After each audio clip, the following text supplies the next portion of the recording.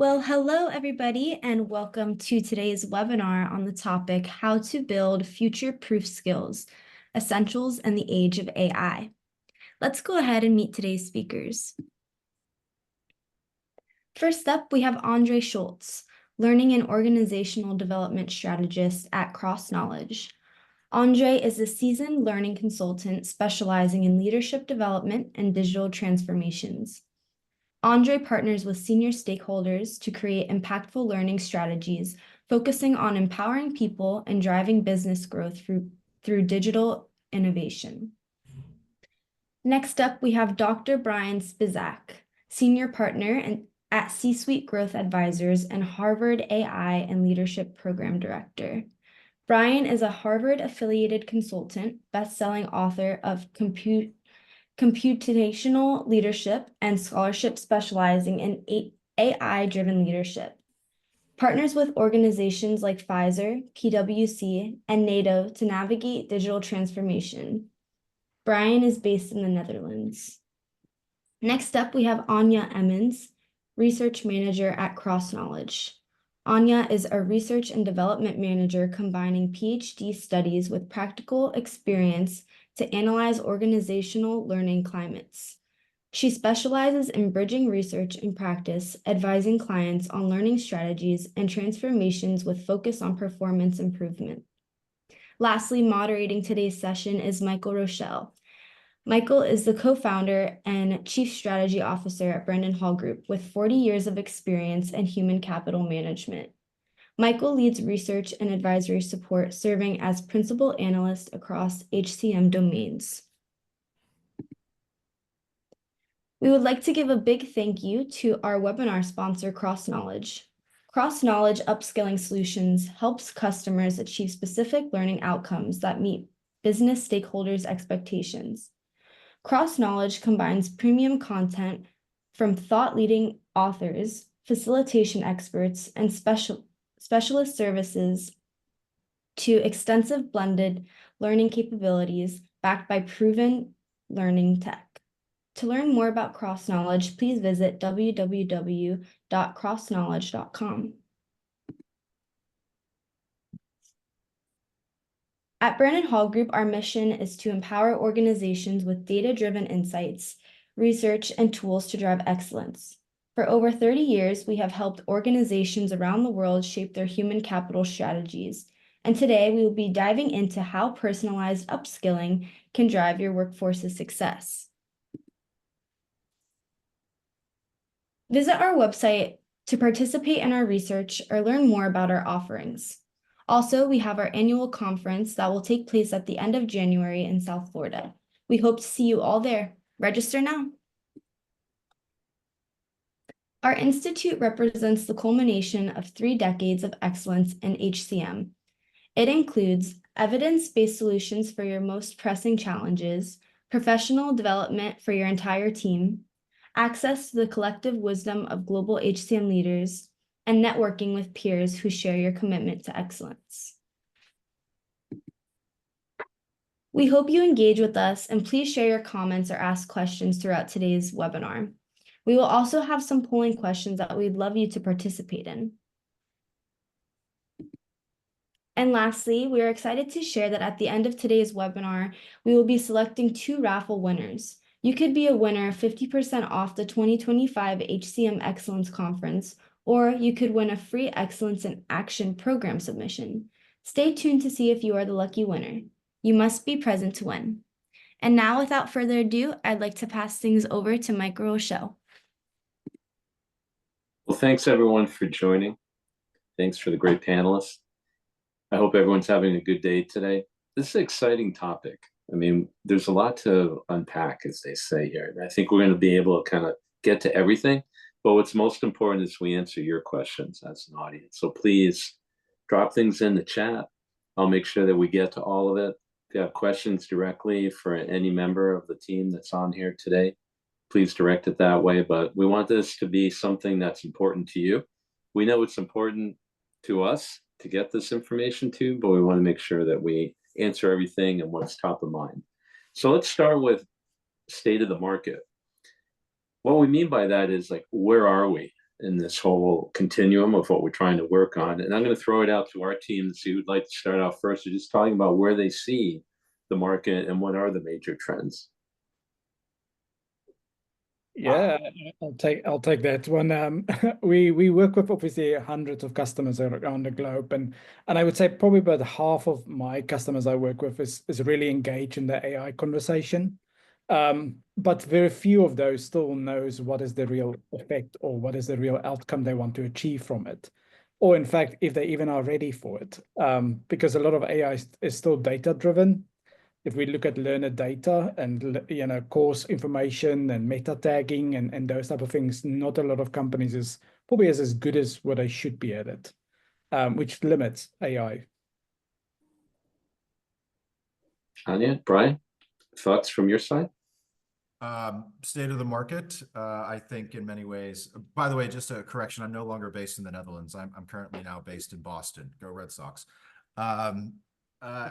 State of the market, there's a lot of hype out there, and I say we have to start avoiding the all hype, no help solutions, and there's many of them.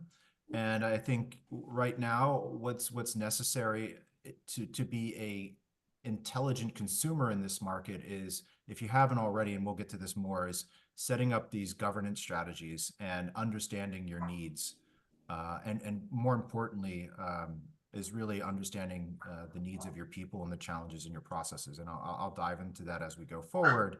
But the state of the market right now is one of volatility. It's one of uncertainty. Things are moving rapidly. There's a lot of people with shiny objects trying to elicit the fear of missing out effect, the FOMO effect. And right now, what we have to really understand is we have to be educated consumers in this market, because there's a lot of this volatility and a lot of uncertainty. And I typically give a talk about what we have to watch out for now is avoiding planting AI time bombs in our organization.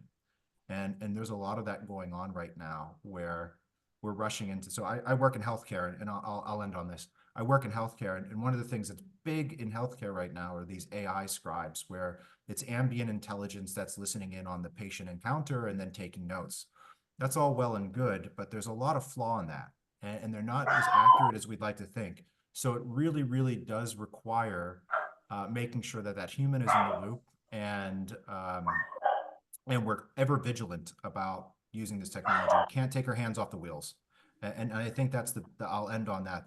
This is a market where you can't take your hands off the wheel. It's exciting. It looks amazing, but it screws up a lot. And you have to be vigilant to make sure that you don't run into a wall or plant a AI time bomb in your organization. Yes, I fully agree. I think it's quite well summarized, honestly. And what I want to add to it a little bit is as well, I think we're in a huge revolution here, which we saw it coming already, and now it is happening, and a lot of companies are not that well prepared to deal with it at this moment. So that's what I'm seeing as well. I see a lot of, there's two things that I see. On one hand, this is like it's coming over these companies, and it's a change that is happening. There's no turning back. We have to move forward. We have to start preparing for AI. We have to start thinking about what skills are needed for the future to really help us overcome the problems that we are going to be facing with AI. That means that we first have to get all of those strategic noises in the right direction. So companies need to start thinking, what is the direction that I want to take with AI for my company? After that, they have to think about which tools and organizational things, processes can really help that vision. And for me, lastly, like we need to get the people on board. And the trouble that I'm seeing that is brewing currently is that people are already using AI. And it's kind of, instead of what we normally see going that top-down process, it's actually becoming more of a bottom-up process. And we're seeing that transformation intrapreneurship, where people are taking the lead, it's kind of trickling up. And it's a very interesting thing, because normally this is a very positive and good thing. And companies are becoming a bit afraid because they haven't thought about how to put it into their strategy. And I don't know how Brian and Andre are feeling about that, but that's how I'm feeling the market at this moment. I'm going to throw in a question from Anne in our audience. You ask, how can organizations avoid embedding AI errors as they increase adoption? And what are the three main challenges you see in the L&D space? I can add something to that pretty quickly. I think the first thing is you need to educate and train yourself as a leader and your people.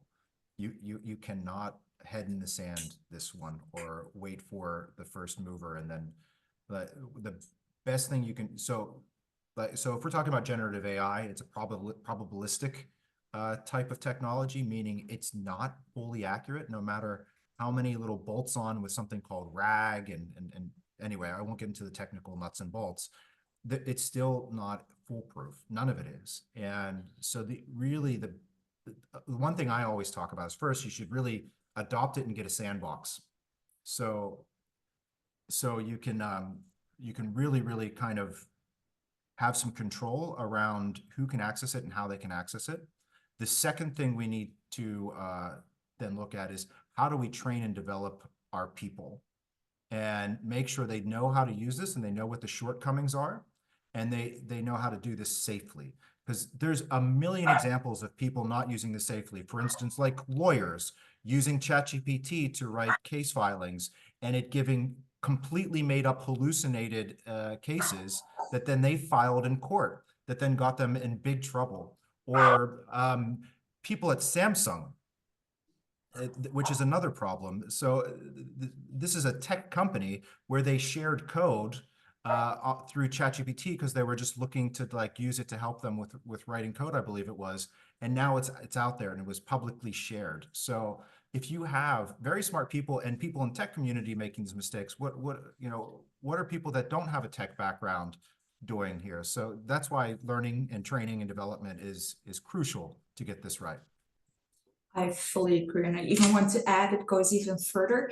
It's not just training and development, it's also creating the right learning culture where people are open towards experimenting with AI. And I think people are using it, whether you are aware of it or not. Nowadays in your company, it will be very difficult to find someone who has not tried it out. And I think that's something very interesting. Looking even further, we see that very few people are using it a lot at this moment, but I'm seeing an increase. So that's something very cool to see. And if you have a positive learning, like a learning culture, a positive learning climate, that means people are open to speaking about it. And that is something that we need to work on, because I do see a little bit of fear sometimes when it comes to AI, that people are a little bit afraid to admit that they're using it because they're afraid of the consequences of using it. So I think making sure that it's okay to use it, to be open about communicating that you're using it, that's the first thing that we need to work on, like creating that positive reinforcement learning culture where we see it as something we can use for the future, because there are huge advantages to using AI for the future as well. I think that's one part. And then, of course, showcasing positive use of AI as well, making sure that that drips down through the organization too. I think that's another thing that can help with that. So that was me adding to you, Brian. Andre, I don't know if you want to add something as well. Yeah, I think with the positive use of AI, I think what I see with some clients is that we forget all the good things we've learned in L&D through the years. So we know personalized content is better than just random off-the-shelf content. But just because you now can generate content and you can generate content at speed and at scale does not still make it good content, or it still doesn't make it effective content. So just because you can, there's always are you still doing the right thing, or should you be doing it as well, that I see. And it's like we're taking our eye off the ball sometimes. And yeah. Very good. Oh, and maybe it's also interesting to add to that like even in our organizations, we see a little bit of difference. Like there is like the content that is being generated, it's most often replacing some of the work that the people within your organization would be doing. And we see that low performers, they actually are benefiting most because, well, if you're doing a really bad job, AI can generate and have something really nice and help you do a mediocre job, which is a lot better already. So we see there, I think I found like in the paper that I was reading, 43% improvement, while the top performers, they were having less improvement, but they still benefited about 17%. So I think that was very interesting to read as well.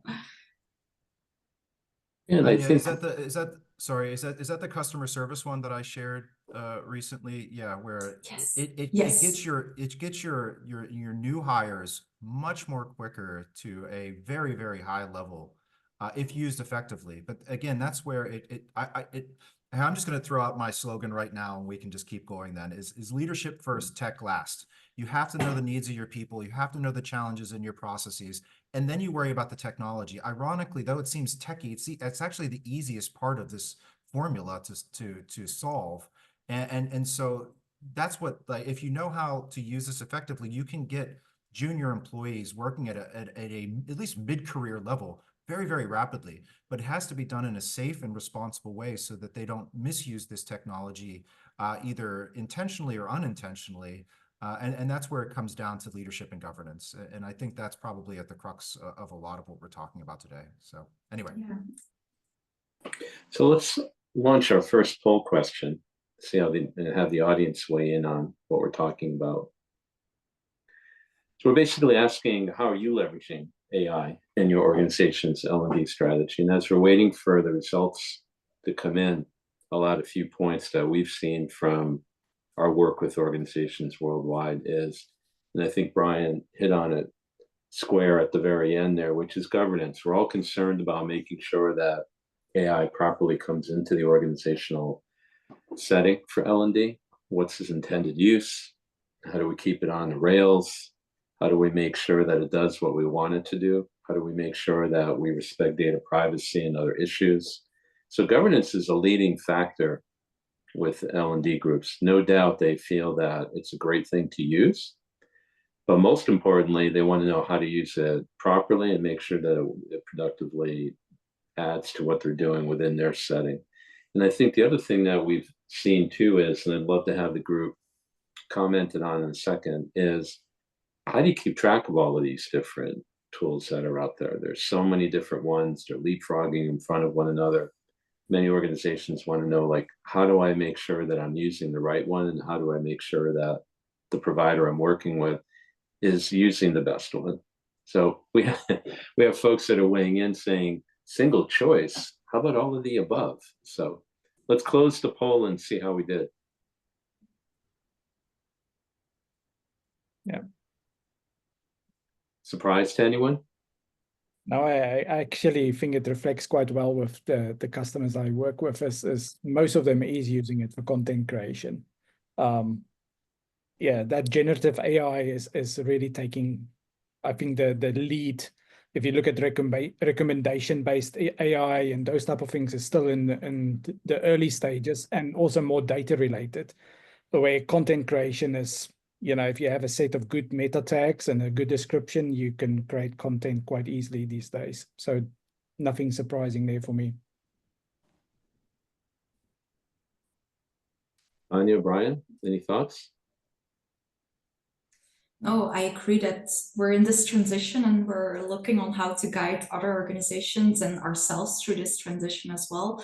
We do see content creation a lot. I think it's something which AI is very easily used for. I don't see any surprises in the answers of this poll. So yeah.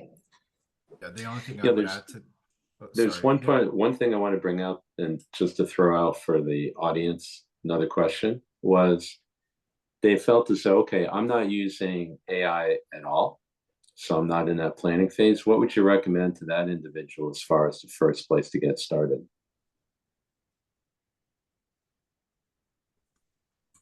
So one thing that I usually work with leaders on, the first thing we do is we bring in a cross-functional team from key leadership positions. And then we go down a co-creation path to create a plan to introduce technology in a safe and responsible way. So, you need to find those champions and you need to create that cross-functional team. So you can't just let this to the IT people, right? This is not an IT issue. This is an everybody issue.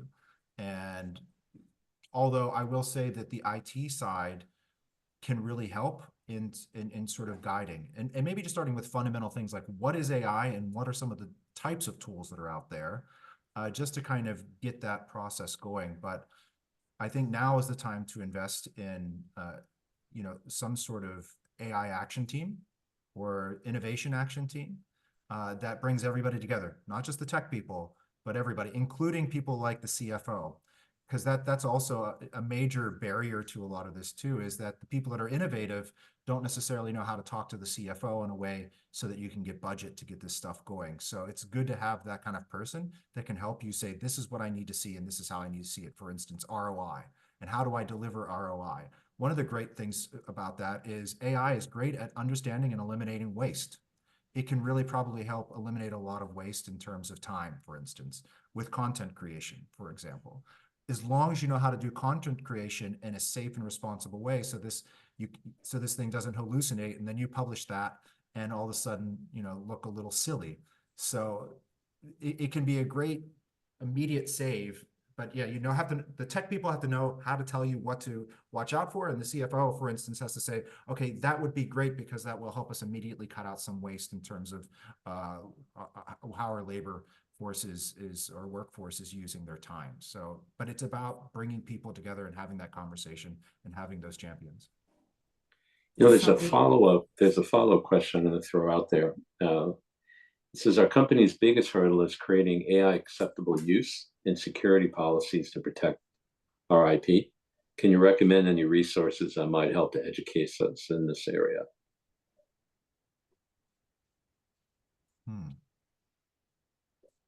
So, yeah, I can share this in the comments. I wrote a Harvard Business Review piece on 13 principles for using AI responsibly. And it just walks you through all the different aspects of how to use this responsibly. And I think that starts with setting up governance based upon principles. It's very hard to have policies in this space because it's working so quickly and it's changing so quickly. So it really has to be a principle based. This is how, you know, this is how we are principled as an organization. So anything that comes in must meet those standards, our principles. And I think that's a good place to start. I'll bring the paper up and share it. But I think that would be something that I would suggest is important. Maybe I can bring in a little bit. I've been reading on the Jumpstart AI approach by Kavita Ganesam as well. And she has, like, when you want to start implementing AI, I think she has a lot of points that Brian was referring to coming back in her approach. So the first one is like identifying AI readiness gaps. So where are you already like lacking and how can you overcome that for the future? The second part that you can do is like find high impact AI initiatives. So scorching your organization. People are probably doing things already that you're not aware of. So try and gather all of those things that are already going on. And then after that, and I think that is a very interesting thing that I was hearing coming back from Brian as well, it's developing a short-term strategy, because the fourth part is tracking the progress, adjusting and iterating, because with AI, things are changing this fast. It's at this moment, you can have a long-term strategy in mind, but that doesn't mean that you will actually get to fulfill it. So you need to be very adjustable and you need to be very quick in replying to the things that are actually going on in the world. So. Yeah, and I like the principle idea of this, because I've worked with a few customers where people were literally sitting in a meeting room on their personal mobile phone on ChatGPT and start looking for answers and sharing things and you know, so can you police it in your own IT environment? You might have some success there, but with our personal devices and home computers and people working from home, so if you block them on their IT at work, they'll just go to their iPad or their phone and they'll search the internet or AI. So I think the principle is really important here, rather than finding a IT blocking solution. And on top of that, I think that's also something really interesting, because I'm looking for the research. I've made a lot of notes from preparing, but Brian probably knows it, so I'm going to trust on him to jump in on this. But I do remember reading that, like, when you have like an organization-specific AI, it's probably not as powerful as the bigger AI models that are out there, because the bigger your model is, the more accurate it will be in predicting. So, Brian, did I remember that correctly? So there's a shift now a little bit, not to get into the technical weeds here, but there's also a shift towards, it really depends on what your needs are. So like now another emerging thing are small language models that are basically built around very specific needs that can also be very powerful because they have access to, say, your organizational resources. And then using these things like what's called RAG, retrieval augmented generation, where it's pulling from these resources, even though, by the way, there's still opportunity for it to completely screw things up and send back bad. But so there, it's really, so I just shared another paper, and I won't share too much, but I like to share. But I wrote a paper, it's a healthcare based, but it works for anywhere, about 10 questions to ask before implementing these language models. And by doing that, I think you then start by asking, and I think that you need principles and good set of questions to ask. Not answers at this stage, but questions to ask and knowing who to ask. When you have that, you can then start finding what's best suited for you and your organization and your people. Because it's not one size fits all. It really has to be a customized approach. And, you know, that's a lot of the work that I do is on the advising side, is going and helping to make these customized approaches to your innovation. Because if you just try to like pull something off the shelf and just assume that the vendor says, yeah, this will work and it'll be fine, ask them, here's one good question to ask them then. Okay, if it goes wrong, are you accountable for it? Can we hold you liable? And then see what their response is. And I think you'll quickly find that, you know, the conversation will change very quickly. So you really have to have a good set of principles. They have to be firm and solid. You have to know what questions to ask. And then you have to work with people that can help you customize solutions to meet your specific needs. I know believe it or not, we're halfway through our session here. So I'm going to move on to the next major point, which is future-proofing soft skills. What does that entail? Maybe we can start out with how we feel about soft skills and what is the connection to making sure that we have a future-proof workforce. Do we see skills evolving? Do we see new ones being entered? Do we have to reinforce ones that we already know about? I'm going to open this up first to Andre and say, Andre, can you get us started here? You know, how do you future-proof soft skills? I think it's very important more than ever now before, because we obviously looking at a lot of future-based skills, but there is also a lot of current skills that is changing. So for instance, if you think about our age group of 18 to 25-year-olds, doesn't necessarily communicate face-to-face these days anymore. They prefer digital platforms on WhatsApp and things to communicate. But if you have a retail shop where you rely on a young sales force and you don't give communication training anymore, then you're creating a huge gap. Now, communication skill is not something new. It's been around for many years.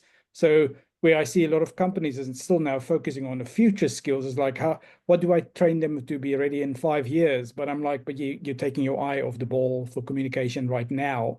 So again, yes, future-proof is important, but don't take your eye off the current situation as well.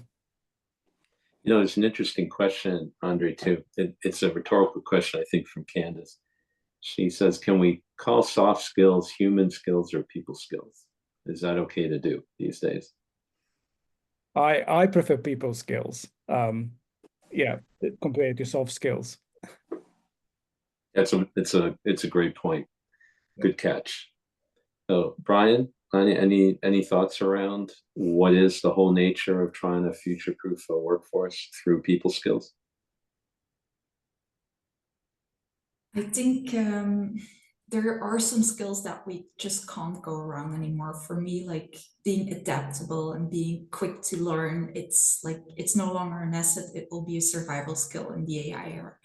And having the right leadership attitude so people can learn underneath you and that people can actually come to you when they have problems and that you can together learn from failure.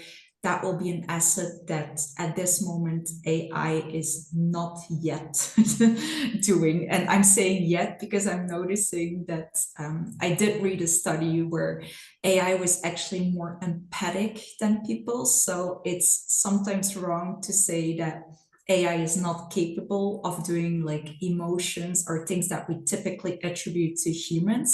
So I do think that some things will always be there. The most important thing for that with that I want to share is people will always be in the lead because they will be taking the info from that the AI generates and then putting it into practice. But it will be a very interesting thing to see how that develops for the future. So I think future proofing, adapting, making sure that you're open to learning, having the right mindset, those kind of skills, for me, those are immeasurably valuable. So bring up the rear here and say, Candace, I 100% agree with you. I hate the term soft skills. Actually, these are some of the hardest things to understand, to train, to develop, and to master. So calling this as a soft skill is like, for me, it's an oxymoron. It's jumbo shrimp. It doesn't make sense to me. I indeed think that these are human skills or people skills. And the only thing I would add to this too is they tend to think that you can't quantify this stuff. So my PhD is in organizational psychology, and you absolutely 100% can quantify this. And just to give you an example, in addition to everything that was already been said, trust, empathy, these are super important skills. You can measure them. You can understand people's social value orientation. You can kind of work towards trying to coach them in a direction where they have, say, a bit more empathy. And by the way, with the empathy thing with the AI, and the story about that though, that was only text to text. I dare that AI to try to like do that. You can't, well, at the moment you could try to do it with like robots to have sort of in real life, but it's not going to work. What it can do, for instance, though, is help people understand, say, what some challenges are. Like, so in healthcare, you really need to have empathy. And sometimes it's difficult to explain complex things to people that are in crisis and don't have a medical background. So by using something like an AI, it can actually help you say, how can I word this in a way so that it's understandable? But you have your hands on the wheel, right? That is just a co-pilot next to you to help you do that. So that's where it really, I think, it augments. So the American Medical Association doesn't call AI artificial intelligence, they call it augmented intelligence, to imply that it's always augmenting the human. And I'll end on this one. So one of my favorite factors about measuring soft skills. So years ago, I did a machine learning study with some colleagues where we analyzed huge amounts of data of who's likely to emerge as a leader. And what we found, one of the biggest driving forces was this one factor called need for cognition, NFC, need for cognition. It's a fancy way of saying measuring curiosity. And we found that those people that have high levels of curiosity were more likely to emerge as a leader. And I would hands down hire people all day long if they scored high on need for cognition, because that means they're hungry and interested in learning. And that's an internal intrinsic motivation that's hard to replicate by any standards. So if you're not using something like a measure of need for cognition, I highly encourage it to start measuring that in say, for instance, potential new hires, because that's going to tell you that they're really inquisitive and they're going to be initiative taking. And if that's what you're looking for, that's a great measure for it. So, but it's again, not soft, just human. It's very human, and we should celebrate that. So let's jump into our second poll. Let's get the audience involved on this subject. So when we're talking about all of the work that we're doing here, and we're talking about trying to future-proof through these people skills, so what role do you see AI playing? But more importantly, what's the biggest challenge in having AI help you through this journey?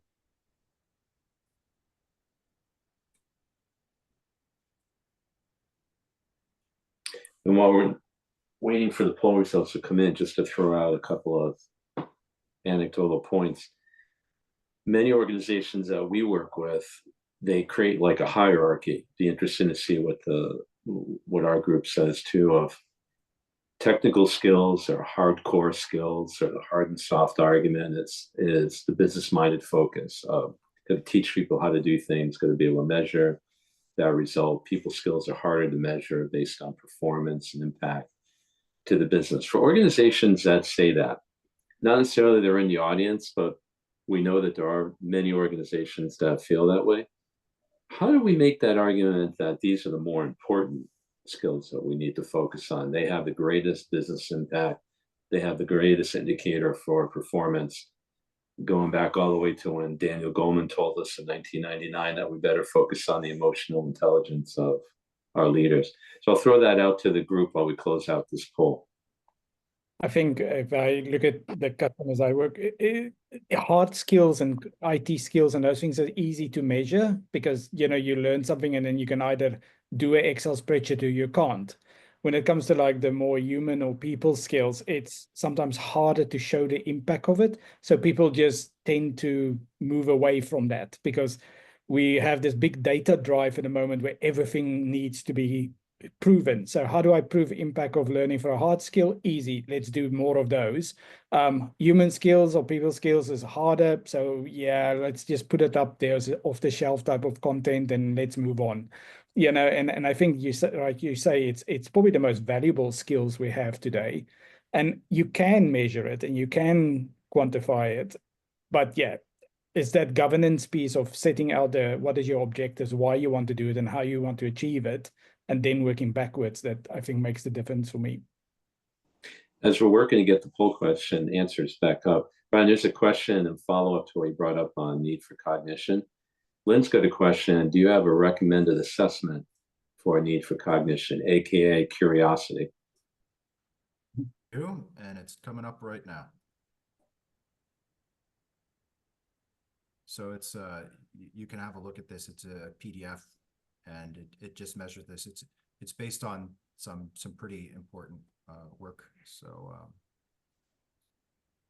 but this is just one of many. I mean, you know, just to point out with using scales and things like this too. It's this is an example. There are many. There are shorter. There are longer.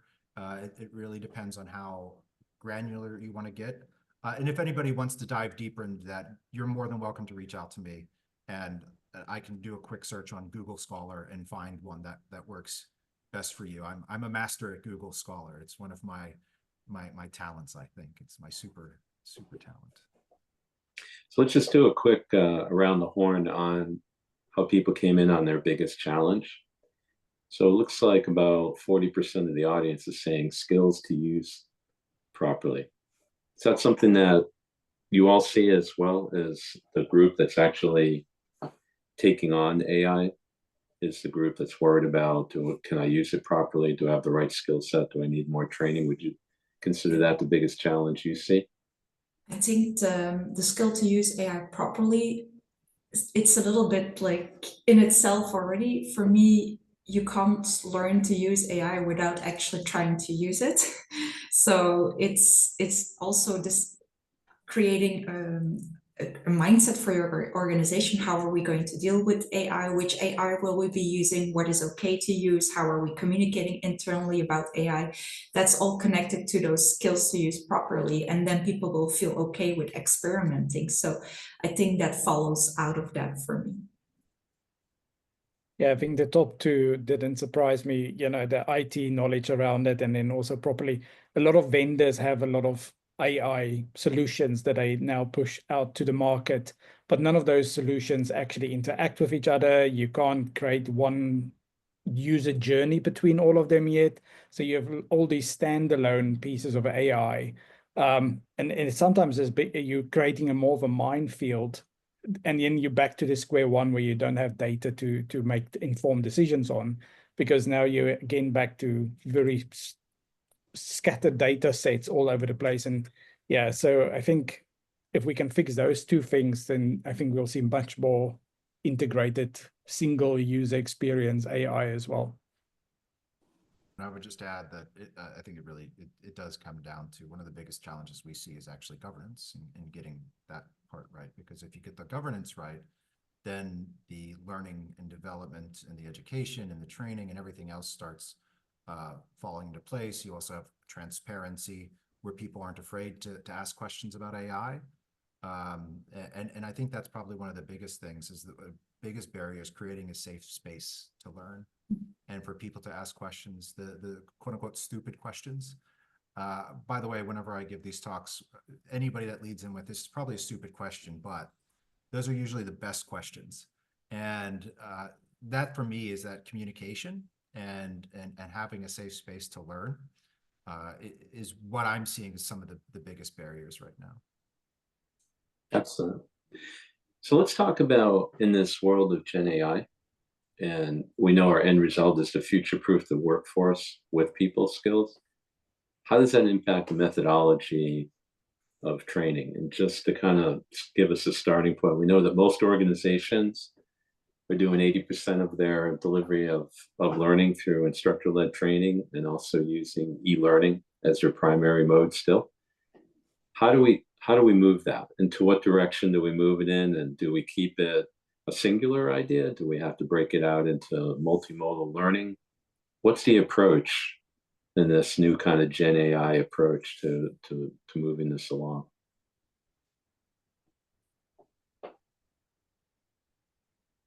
I think if I look back at the work we're busy working on at the moment, there's a bit of people are creating content still, and they don't understand the audience, I think, necessarily, because if you want to just learn how to create a pivot table, you're not going to necessarily go through a whole Excel course to do that. So why people now jump onto AI to find an answer and how to create a pivot table, or go to YouTube. So I think we need to seriously look at our cultures and say, who is the people, our audiences in those cultures? What is their normal human behaviors that is happening outside of work as well? And how do we embrace all of that to create our methodologies and content and training to make the best out of that, and not try and block it or shy away from it, because it's going to happen anyway. You can't stop it. Rather, look how you can enhance it or embrace it and make the most of it. Anyone else want to add to that? I fully agree with Andre, honestly. I think we're going to go more multimodal than ever. Like all of the deliveries, they will be going into daily work-life balance is going to change a lot. We're going to start using AI in our private life more and more as well. It's going to be impacting our business life. And I think learning will be impacted that way as well, because each time we are using AI, it will be impacting ourselves too. So I think what we can use for the future from this is generative AI is, of course, very interesting, but there are other things that we need to keep in mind, because AI doesn't always provide us the best answer. AI is providing us an answer that is very good, but there are, of course, options. AI is choosing a certain pathway, and there's different options available, and it chooses the pathway that it thinks is best, but there's differences in the pathways that it chooses. So I think keeping our essence there and making sure that people are still very aware that AI is generating an answer, but afterwards we have to apply that. And it's in that application where we actually can make use of trainers, we can make use of coaches, we can come together, and there when we can really do something with the knowledge that is learned, we can apply the knowledge, we can go through the experience of trying out things, we can do things, we can work on cases, we can work on real life examples. At that moment, learning will happen. What we've learned up until now is that it's not because you're providing the perfect content, it's not because you're providing the perfect theoretical paper that people are actually learning. It's what people are actually applying after that paper and what they're taking with them. That is called learning. So making everything an action afterwards, that's what will have an impact on learning. I'll just add one small thing here too. I just made a LinkedIn post today about some colleagues at Harvard released a paper on loneliness. And by the way, loneliness is different from social isolation. You can't put people in a room and give them pizza and expect that to solve the loneliness problem at work. And loneliness is seen now as an epidemic in the United States. It's been classified as such. And and in this study, the top driver of loneliness that's been identified by the respondents was technology coming between them and everybody else in their life. And I think this is, and just to kind of end on this, I think we have to be very careful. I think we have to be very, very careful about letting technology take the wheel and letting AI do our work. Like Anja was saying, you know, it gives an output, but we have to turn it into something else. And if we automate too much of that process, we're going to take out the usefulness and the intrinsic value of people. They're going to continually feel more isolated and lonely. This will lead to stress, burnout, and ultimately turnover in your organization. So this is maybe going a little off topic, but I think that the essence here is we have to make sure that this technology is embedded in a way that fulfills us and gives us purpose and helps us be better at what we do, not replace us from what we do. So I'll end that on there. Is if not, this loneliness epidemic will only continue to persist and will continue to hemorrhage our people, and we want to try to avoid that. And so that would be my last takeaway on this point is we have to make sure that we keep that human firmly in the loop and they're able to use this and empowered by it. So we're going to launch a couple poll questions, and then we want to close out with our panelists talking about the different ideas around real use cases to help bring this home. So the first poll question that we're going to bring up is, now that you've heard all these different approaches, how are you actually applying AI? So what type of training is your organization prioritizing for AI readiness? Where would you basically bring in AI first? So we'll give the audience a little bit of time to answer that.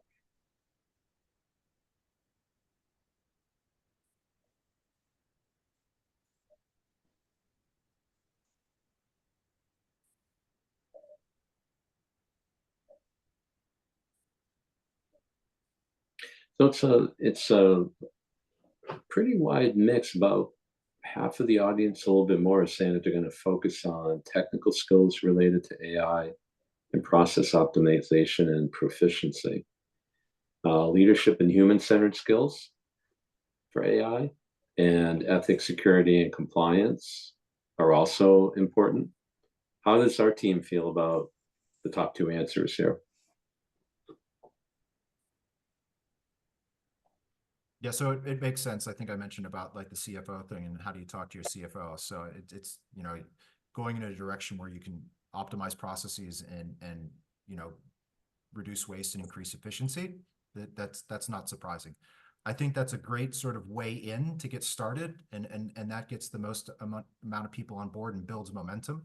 But we need to then start thinking very rapidly, okay, how else can we use this to ultimately improve the health of our organization? So yeah, not surprising that it should start this way, but it can't end that way.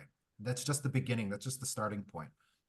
This is something that it's going to be like email, you know, everybody's going to use it. So everybody needs to know how to use it effectively. And so don't just stop there. Once you get a quick win, you have to then go for the longer term transformation. So let's launch our next poll and our last poll, and then we can get into real life examples and use cases and get our closing thoughts. So now that you've kind of heard everything that we've been talking about, where are you landing and seeing the importance of future-proofing skills in your organization?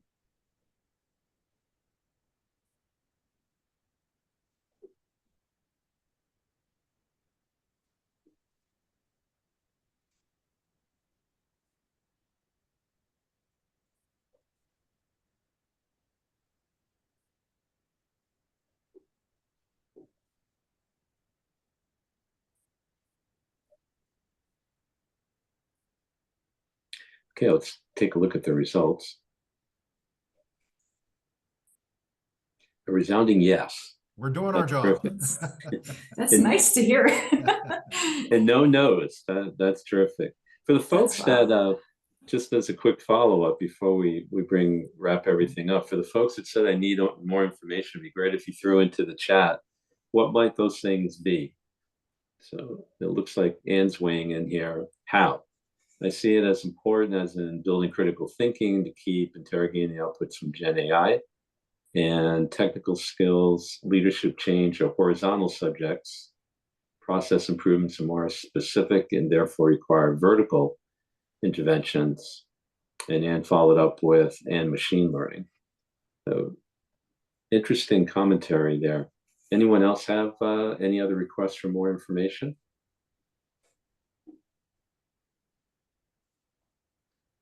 Okay. So we're going to take about a 5-minute wrap up here, and if the team can go around and just give their final thoughts, and then we'll close out the webinar today. Well, I can start. My final thought was my initial thought, and it's leadership first, tech last. We have to understand the needs of our people. We have to understand the challenges embedded in our processes that they have to deal with every day.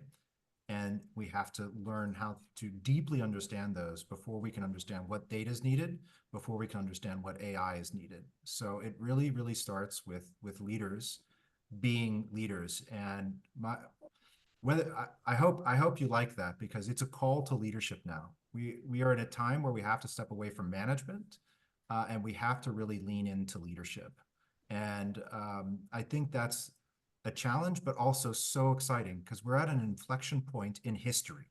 We really, really are. I mean, we're living through a monumental time, as big as the printing press. And I'm not overselling this. This is real. And it's so you have now the opportunity to lead one of the most amazing technological innovations that's ever happened in the whole of human history. And I know I'm laying it on thick. Sorry, I moved back to America. It happens. But it's really, really so important for us. And that's why it's so important for us to get it right. Because if we don't get it right now, that could have very significant consequences, negative consequences for many, many decades to come. So I urge all of you to lean into this, learn it. And you don't have to be a tech guru to lead with AI. You can really, really, just by bringing the right people together and doing what leaders do best, connect people and help them be better than they can be by themselves. And so if you do that, you have such an opportunity to transform not just your organization now, but your organization and other organizations for many, many generations to come. So I wish you all the best. And I think I want to, oh, go ahead, Alfred. Please go. I think I'll echo that by saying embrace it. It's when it works really well, it can be truly amazing. And there's so much more positive stuff than the negative side of AI. And the only thing that I would say is make sure you stay in control of it by keeping your head level and looking at those right outcomes. And look at the governance. A lot of people still says to me, oh, AI is going to save us a lot of time. I think initially it takes more time than what you think it would, because governing it and setting up the right processes and making sure it functions in the way you want it to function initially can take a bit more time than what you think. But yeah, embrace it. It's great. I'm going to connect all of this to my PhD research a little bit as well. So create the right learning climate and the right learning culture. Make sure that every person in your organization, each one has an individual view on learning. Make sure that you support them. Make sure that you create the right mindset for the people within your organization, that they're open towards learning, that they're open towards experimenting, that they're open towards communicating about failures, so that can become a learning opportunity, and that will help you with AI as well. And I'm mentioning learning culture and learning climate here very strongly, because there cannot be a learning climate or learning culture within your organization if there is no leadership. So create learning leadership, and that will help you in your organization with the use of AI and how to move forward. So that's my 2 cents. All great thoughts. And also, I would add to that, from the work that we do in the research, you see that as you incorporate Gen AI with the learning audience, is don't take for granted their digital dexterity skills. There's a lot of organizations, like Brian was talking about it in the green room, that we're not all there on digital native. We do have a lot of digital immigrants and resistance around that. So technology is a great thing, but we got to make sure that the people that are going to be receiving the benefits of the technology have enough time to learn how to use it properly. and go through their own individual change curve, as a good industrial psychologist, organizational behaviorist would say, right? So with that, I'm going to turn it over to Shay to find out who our lucky winner is in our raffle, and then I'll have some closing thoughts. Yes, thank you, Michael. So I'm super excited to share the winners of our 2 raffles. First up, winning 50% off the 2025 HCM Excellence Conference is Debbie Lacey. Congrats, Debbie. And the winner of our second raffle, which is the free Excellence in Action program submission, is Daniel Sen. Congratulations, Daniel and Debbie. We'll be emailing you afterwards with more information. Thanks, Shay. So I want to just extend a big thank you to our group of speakers today. I think it was a great discussion. We handled a lot. Questions coming in, comments, sidebar. I think we learned a lot around this. Anything that you would like to learn more about from today, please visit us at brandonhallgroup.com. And also, if you want to get a hold of any of the individual speakers from the panel today, let us know as well, and we can put you in direct contact with them.